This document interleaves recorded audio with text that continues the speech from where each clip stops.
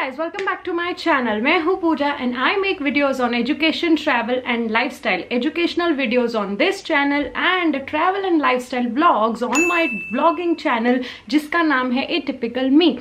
Link ऊपर आई button में दी हुई है, अभी जाओ सब्सक्राइब कर लो। तो चलो आज का वीडियो शुरू करते हैं। आज का हमारा टॉपिक है NISM सर्टिफिकेशंस। अब NISM का फुल फॉर्म क्या है? तो NISM का फुल फॉर्म है national institute of securities market. अब ये NISM क्या है, किसकी बॉडी है? तो ये जो NISM है ये एक एजुकेशनल इनिशिएटिव है बाय सेबी, एजुकेशनल विंग बोल सकते हैं सेबी की। अब मैम सेबी क्या है? तो सेबी का फुल फॉर्म है securities exchange board of India. अब सेबी जो है it is an apex body, apex यानी supreme body that governs and controls the stock market, the stock exchanges of India. यानी ये एक गवर्नमेंट की बॉडी है जो स्टॉक एक्सचेंजेस और स्टॉक मार्केट को कंट्रोल करती है पूरे इंडिया में, उनके लिए रूल्स एंड रेगुलेशंस बनाती है। और अगर कंपनीज या ट्रेडर्स इन रूल्स को ब्रेक करते हैं तो उन्हें पनिश करने की भी ताकत रखता है सेबी। तो इमेजिन करो सेबी जो इतनी सुप्रीम बॉडी है उसका एक एजुकेशनल विंग है NISM। तो इस सर्टिफिकेशन की क्या वैल्यू होगी यू कैन जस्ट इमेजिन। यानी इनडायरेक्टली नहीं, एक्चुअली डायरेक्टली ये जो सर्टिफिकेशन है ये गवर्नमेंट की तरफ से मिल रहा है। क्यों? क्योंकि सेबी क्या है, ये एक गवर्नमेंट बॉडी है।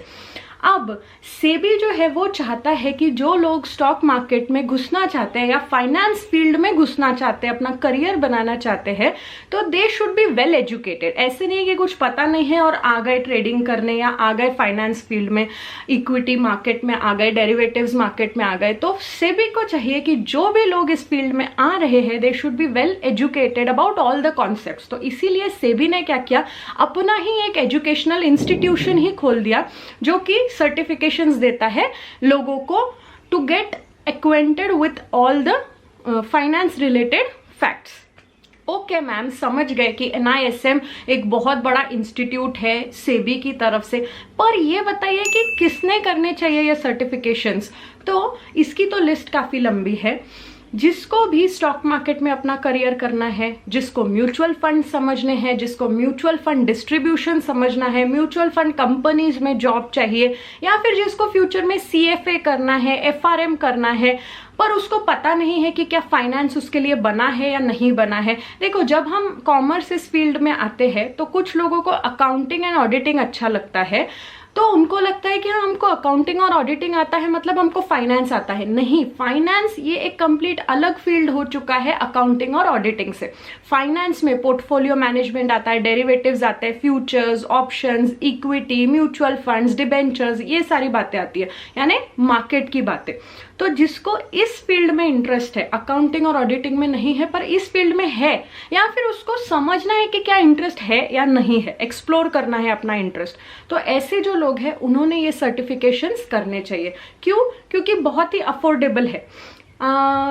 1500 से 2000 के बीच में एक सर्टिफिकेशन का रजिस्ट्रेशन फीस है, एग्जाम फीस है, not registration but exam fees है, तो काफी अफोर्डेबल है। हाँ, ऐसे भी लोग जो ऑलरेडी एक फाइनेंस कंपनी में है, बिग 4 में है और वो चाहते हैं कि उनका प्रमोशन हो, ऐसे लोग जिनको लगता है कि उनका CV एनहांस हो, वो इसी फील्ड में है, या तो उन्होंने CA किया है या CFA किया है या FRM किया है और उनको चाहिए कि उनका CV एनहांस हो, तो ऐसे लोग भी NISM सर्टिफिकेशंस कर सकते हैं। And yes, how do we forget, commodity derivatives में जिसको अपना करियर करना है उन्होंने भी NISM सर्टिफिकेशंस करने चाहिए। कुछ बड़ी कंपनीज में तो आजकल मैंडेटरी है, अगर आपको रिसर्च एनालिस्ट बनना है, रिसर्च पेपर्स लिखने हैं इक्विटी मार्केट पे वगैरह, तो आपके पास NISM सर्टिफिकेशन होना मैंडेटरी है कुछ कंपनीज में। तो नाउ यू कैन अंडरस्टैंड कि कितना ज्यादा इंपॉर्टेंस है NISM सर्टिफिकेशंस का। Now let us see how to register. तो सबसे पहले आपको जाना है NISM की वेबसाइट पर, वहां पे आपको साइन अप करना है। साइन अप करना है यानी अपना अकाउंट क्रिएट करना है अगर आप न्यू स्टूडेंट हो तो, और ऑफकोर्स आप न्यू स्टूडेंट हो इसीलिए आप ये वीडियो देख रहे हो, तो आपको वहां पे जाके अपना अकाउंट क्रिएट करना है। वहां पे वो आपको पहले कुछ डॉक्यूमेंट्स मांगेंगे। क्या डॉक्यूमेंट्स मांगेंगे? पैन कार्ड मांगेंगे, ऑफकोर्स सबकी स्कैन्ड कॉपीज रहेगी, फिजिकली नहीं सबमिट करना है, वेबसाइट के थ्रू आपको देना है। पैन कार्ड मांगेंगे, आपका फोटोग्राफ, पासपोर्ट साइज फोटोग्राफ मांगेंगे, फिर आपके एजुकेशनल क्वालिफिकेशंस मांगेंगे, फिर आपके एम्प्लॉयमेंट डिटेल्स, अगर आप कहीं पे एम्प्लॉयड हो तो वो डिटेल्स मांगेंगे, और आपका एड्रेस प्रूफ मांगेंगे। तो ये 5 डॉक्यूमेंट्स वो आपसे मांगेंगे। उसके बाद लंबा चौड़ा एक फॉर्म आएगा जो आपको पूरी तरह से फिल करना है और उस फॉर्म को सबमिट करना है। यहां तक आपको कोई पैसे नहीं लगने वाले, यानी रजिस्टर करने के कोई फीस नहीं लगेगी, एनरोल करने की कोई चार्जेस नहीं लगेंगे। फिर फॉर्म सबमिशन हो जाने के बाद SEBI will approve your form with in 48 hours, and फिर आपको जाके अपना पेपर बुक करना है। पेपर बुकिंग के टाइम पे आपको उस पर्टिकुलर सर्टिफिकेशन के चार्जेस पे करने पड़ेंगे। 1500 से 2000 के बीच में चार्जेस होते हैं, वो आपको पे करने पड़ेंगे। Now let us talk about the number of certifications given by NISM। तो NISM जो है वो अराउंड 31 सर्टिफिकेशंस दे रहा है इस पॉइंट ऑफ टाइम पे। आप वेबसाइट पे जाओगे, आपको दिख जाएगा number of certifications.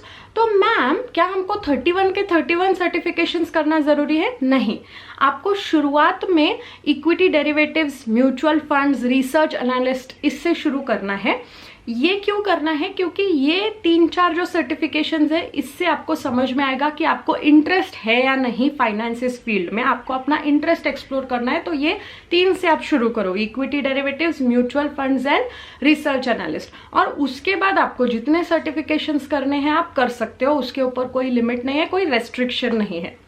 Late us discuss how are the exams conducted. तो कोविड के चलते हुए कुछ सिटीज में अभी भी ऑनलाइन देना पड़ता है आपको एग्जाम, और कुछ सिटीज में टेस्ट सेंटर्स पे जाके आपको एग्जाम देने की फैसिलिटी होती है।